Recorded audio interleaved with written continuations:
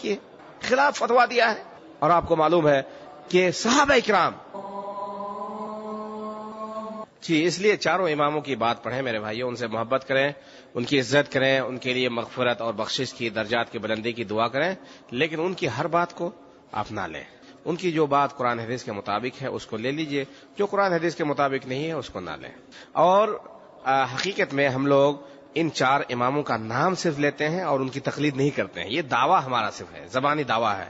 آپ دیکھیں, کوئی امام حنیفہ رحمہ اللہ کی تقلید کرتا ہے, لیکن قبروں میں, مزاروں میں غیر اللہ کے لیے جو کام کر رہے ہیں, امام حنیفہ رحمہ اللہ کبھی آپ صلی اللہ علیہ وسلم, امام حنیفہ رحمہ اللہ سے یہ چیزیں ثابت نہیں ہے, نہ ہو سکتی ہے اس بڑے امام سے, کبھی نہیں ہے. پھر آپ کہتے ہیں آپ حنفی ہیں, پھر آپ اس طرح کا کام کر رہے ہیں, یہ کہاں سے جائز ہے؟ جائز ہے میرے بھائی؟ کبھی جائز نہیں ہے.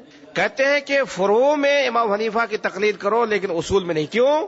اصول اہم ہے میرے بھائی, اصول فروع سے اہم ہے, اہم عقیدہ ہے. اچھا, اس کے علاوہ کچھ لوگ اپنا اپنا طریقہ اختیار کیے ہوئے ہیں, کرتے تو ہیں امام حنیفہ رحمہ اللہ, کہتے ہیں ہم حنفی ہیں, کہتے ہیں ہم امام حنیفہ کی تقلید کرتے ہیں, لیکن آپ کتاب پڑھ لیں, ان کے مشائخ کی کتاب پڑھ لیں, آپ کرنا ٹھیک ہے, فروعی مسئلے میں سے امام حنیفہ کی تقلید کریں گے, بس ہمارا طریقہ الگ ہوگا.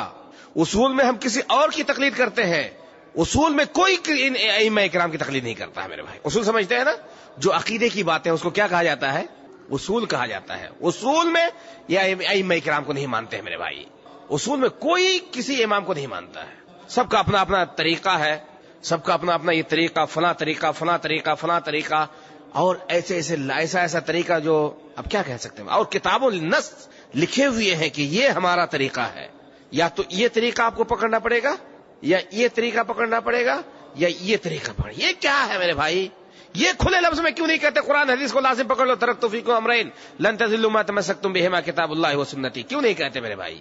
کبھی گمراہ نہیں ہوگے. کتاب اللہ کو جو پکڑ لے گا, جو سنت رسول اللہ کو پکڑ لے گا, کبھی گمراہ نہیں ہوگا. اللہ مجھے بھی حضور صلی اللہ علیہ وسلم کی سنت پر عمل کرنے کی توفیق عطا فرمائے. اللہ تعالیٰ تمام مسلمانوں کو آپ صلی اللہ علیہ وسلم کی سنت پر عمل کرنے کی توفیق عطا فرمائے.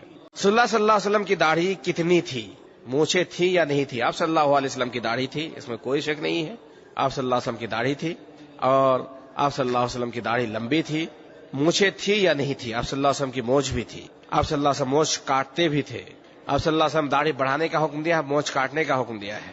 بال کس طرح تھے؟ آپ صلی اللہ علیہ وسلم کے جو بال تھے گھنگرولی بال تھے, بالکل سیدھا نہیں, بالکل ٹیڑھا نہیں, ہلکا سا جس میں خوبصورتی ہو. آپ سمجھ لیں وہ بال آپ صلی اللہ علیہ وسلم کا تھا جو جس بال میں خوبصورتی ہوتی ہے, ہلکی ہلکی سی گھنگرولی بال تھے آپ صلی اللہ علیہ وسلم. اور آپ صلی اللہ علیہ وسلم اپنے بال کو کنگھا بھی کرتے تھے. آپ صلی اللہ علیہ وسلم اپنے بال کو کنگھا بھی کرتے تھے. جب آپ صلی اللہ علیہ وسلم کنگھی کرتے تو دائیں جانب پہلے کنگھی کرتے تھے, پھر بائیں جانب آپ کرتے تھے. ہر کام میں, ہر اچھے کام میں آپ صلی اللہ علیہ وسلم دائیں ہاتھ کو استعمال کرتے تھے, اور ہر خراب کام میں آپ صلی اللہ علیہ وسلم بائیں چیز کو استعمال کرتے تھے. مسجد میں داخل ہو رہے ہیں تو دائیں, حمام میں داخل ہو رہے ہیں تو بائیں, کھانا کھا رہے ہیں تو دائیں. آپ صلی اللہ علیہ وسلم پیشاب اور استنجا وغیرہ کر رہے ہیں تو بائیں سے. افسوس یہ میرے بھائی, بہت سارے ہمارے مسلمان بلکہ علماء طبقہ, پڑھے لکھے لوگ بھی بائیں ہاتھ سے کھانے پینے کے عادی ہو گئے ہیں, شوقین ہو گئے ہیں. علماء کو ٹوکنا پڑتا ہے میرے بھائی, علماء کو, بڑے بڑے علماء کو ٹوکنا پڑتا ہے. لگتا ہے کہ اس نے پڑھا ہی نہیں ہے.